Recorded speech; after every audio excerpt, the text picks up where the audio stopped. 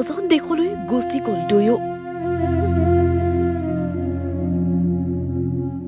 অৱসৰ বিনোদনে নমাই আনিলে কাল অমানিশা।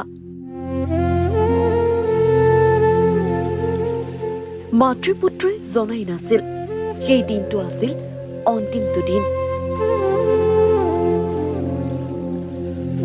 অন্তিম সময়তো মাতৃৰ বুকুত সাৱটি ৰাখিছিল কণমানি পুত্ৰক।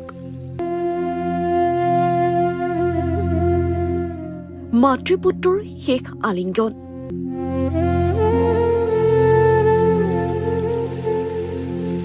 लाइफ जैकेट्स तो थी, लेकिन आंधी तूफान आने वाला है उसका मापक यंत्र नहीं यहाँ नहीं है।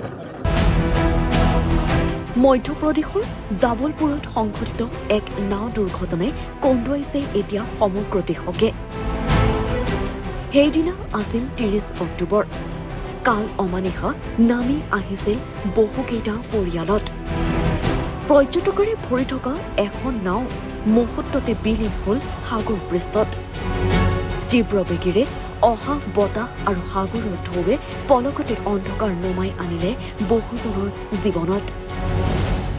মুহূৰ্ততে প্ৰাণ গ'ল ৯জনকৈ লোকৰ। উদ্ধাৰ কৰা হয় ২৪জন লোকৰ। উদ্ধাৰ অভিযানত দেখা গ'ল এক দুখ লগা ছবি। উদ্ধাৰকাৰী দলৰ সদস্যও যেন ৰখাব নোৱাৰিলে নিজৰ চকুলো।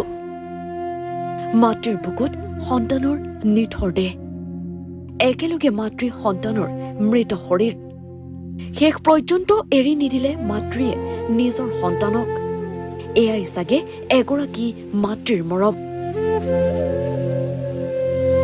News desk report, nation any.